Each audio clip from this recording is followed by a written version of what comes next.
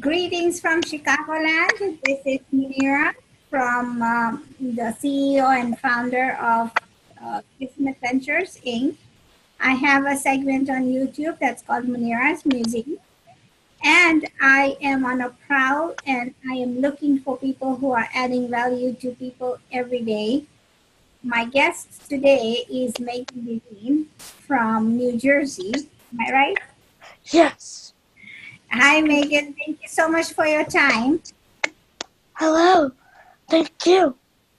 You're most welcome, and I'm very humbled that you came on to my segment. Tell me a little bit about yourself. My disability, it's very rare. It's called Escobar syndrome. It's a genetic chromosomal disorder where both parents have to have the gene in order for a child to get diagnosed with it. And mostly what it is, it affects your autonomic system, and it causes a bunch of contractures and webbing in all different parts of your body. So, for instance, I can't bend my legs fully. I can bend them only 90 degrees. They try to break through and loosen the tissue, but the webbing was too deep to break through, and in order to straighten my legs more. I also have it in my left fingers, my neck, not very little range of motion, and my jaw. I can't open it full range. It can also cause, as you could hear,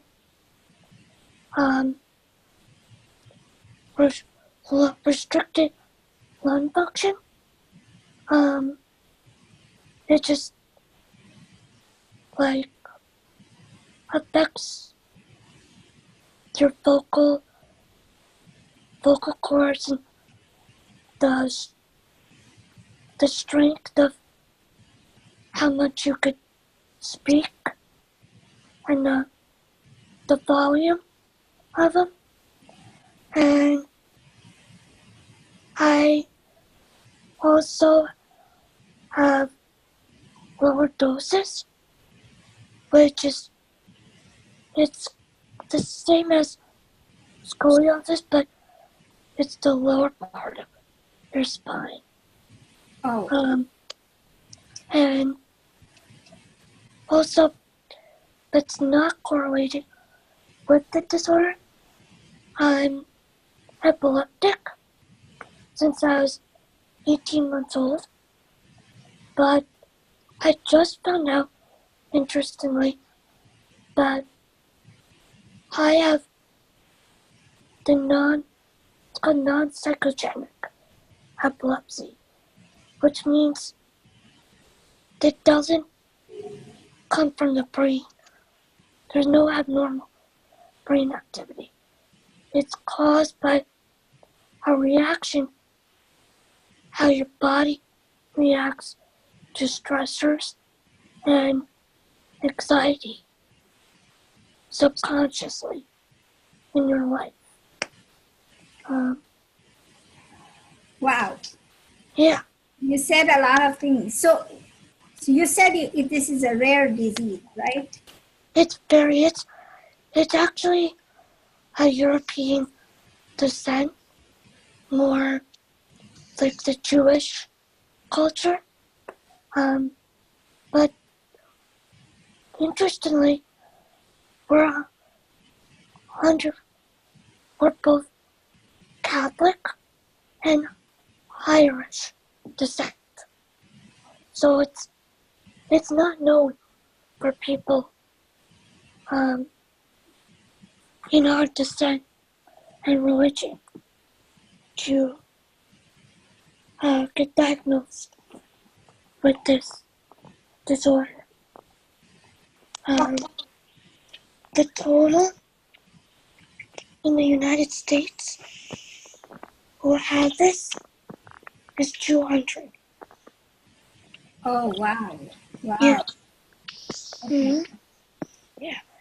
Usually, you don't live past,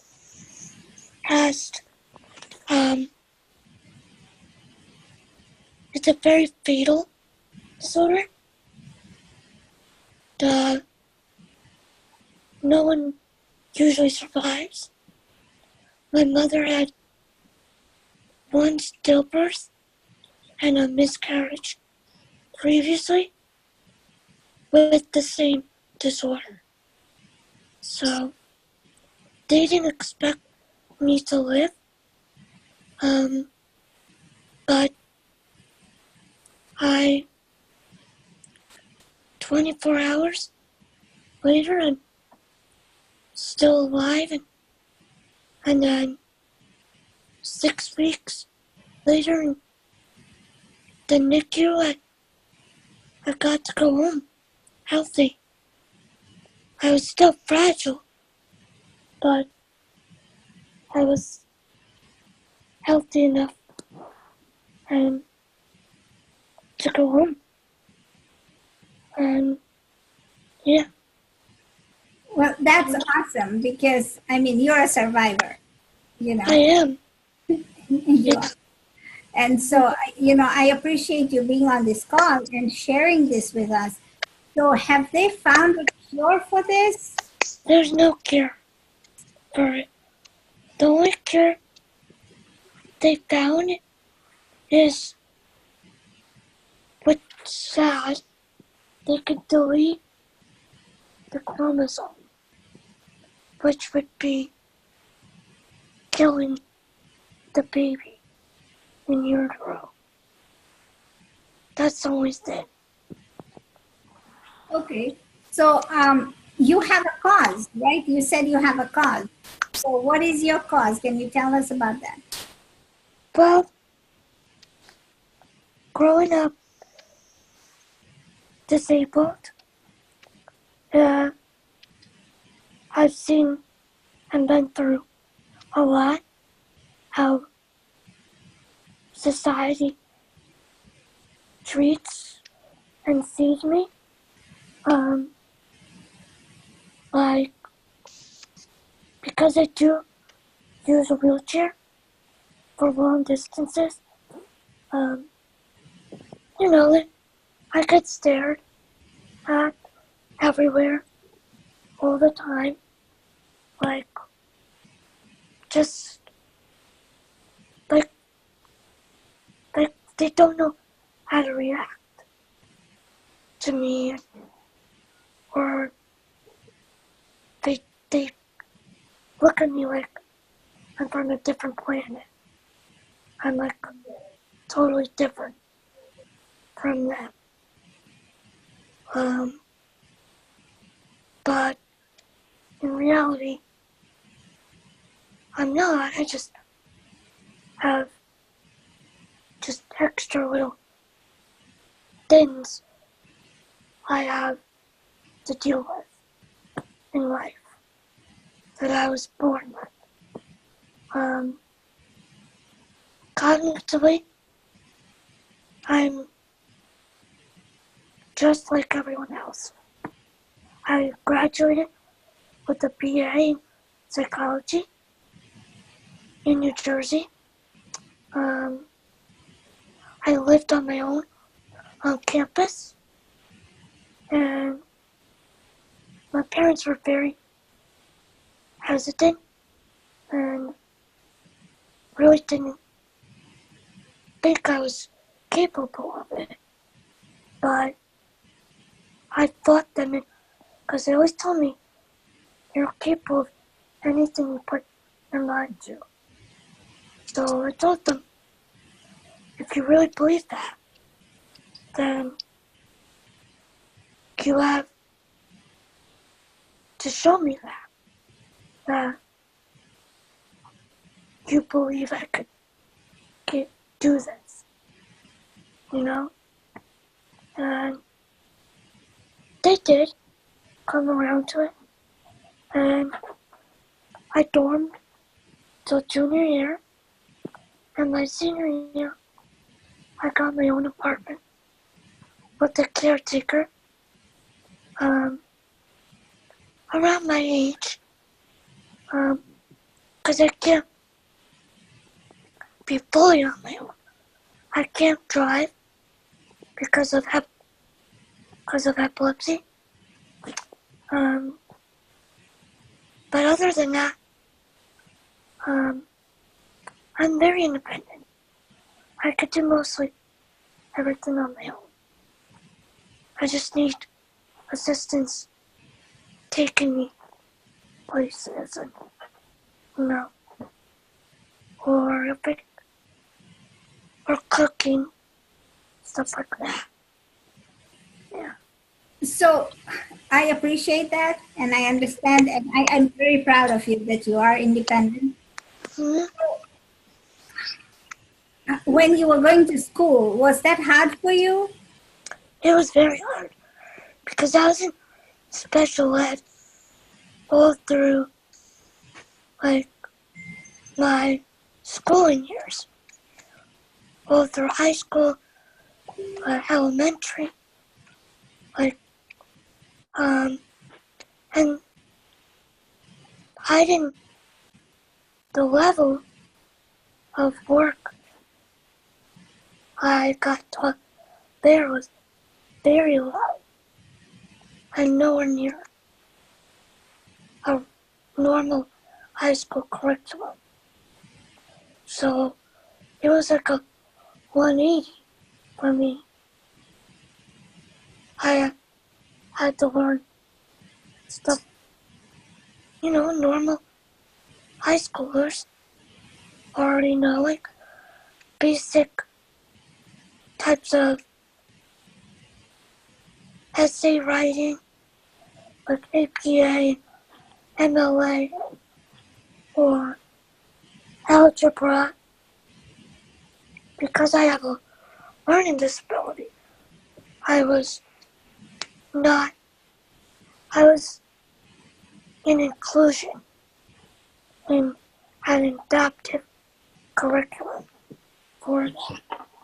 So, and then I tried, when I went into college and I had to do a basic math course,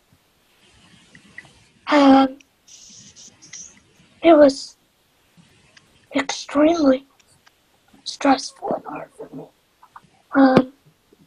I got tutored and,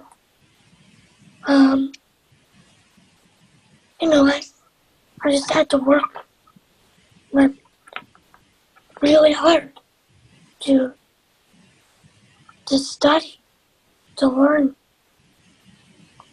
the basic stuff, And I got through it. But it required a lot of discipline and motivation to want, or else, because at college, this is all your, this is all by yourself. It's your responsibility to make sure you get the work done and are able to do the work. And on a timely schedule, too. So it's a learning process. But I made it through. I actually didn't get through to go to graduation because the week before finals in senior year, I got severely sick and almost died. And I was in ICU for a month with bilateral pneumonia. Oh, wow. Yeah, You're a tough cookie, man. I know. Yeah. So do you work now? They pay me, but I'm not considered an employed.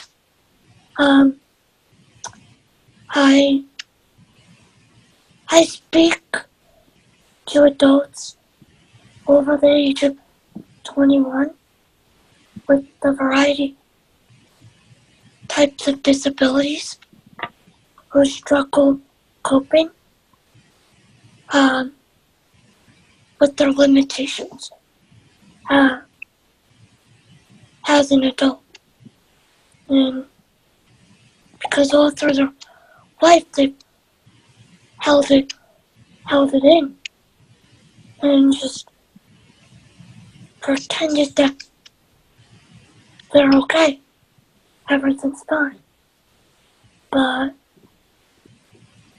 you can only do that for so long before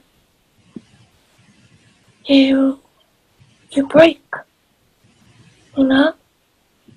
But you have to learn to cope with it in a healthy way. A lot of these students don't know how. They bite themselves.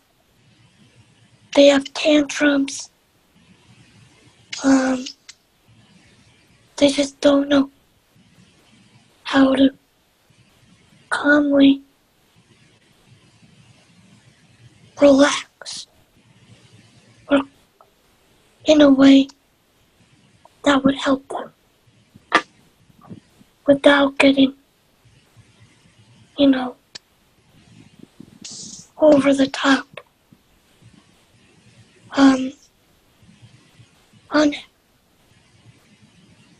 Dangerously hurting them. It's not necessary because they're too beautiful for that. That's true. Yeah. There's no reason to be doing that. And I tell them no one can know what's bothering you if you don't use your words. If you don't vocalize or express what's bothering you, they can't help you. Yes. They don't know how. There's a learning process. But that's not only for you talk to disabled people, but it's not only for the disabled people, because most people, even they're normal, they don't know how to vocalize their thoughts, and they need help and they can't get help because they don't know how to ask. Exactly. Yes.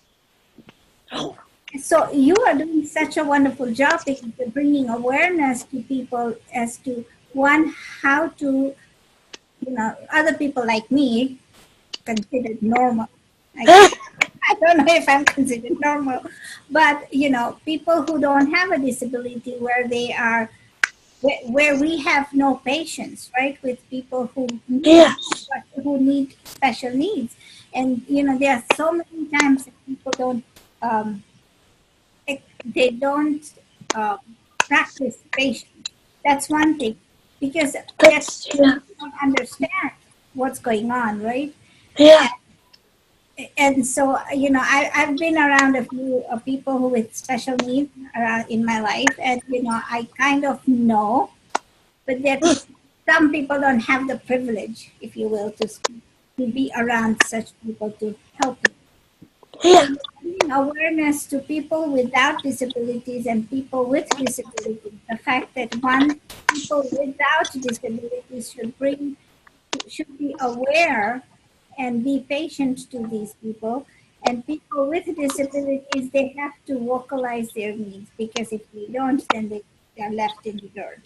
And that exactly. is very angry, right? It leaves them very angry. hmm And they just build and just builds and builds and builds even more. And Well, I am so thankful that I got to meet you today, because I know you're instilling value in everybody's lives, and you're creating an awareness that I think everybody should be brought to. Do you only work in and speak to people in New Jersey, or do you I'm trying to network and get out my myself out there, myself known to speak other places. Okay. So I'm trying to make a marketing piece to, to bring to different schools or mental health facilities or churches, Okay. places like that. Yeah. So you Yeah. have a good start. What we'll do is we'll put this video up for people to see. I'll share it with you. You can share it with your groups. And as it flares around and it goes around, maybe you'll find some people who want to help you and want you to come and talk to people, right? I would love. I'm a John Maxwell certified coach, and one of our mentors is Nick Vujovic. I think I'm saying his name. He's the Well, man, Nick Vujovic. I want to say Vujovic. I don't know. He's the guy with no arms and no legs, and so he's talking about building around the schools in the world.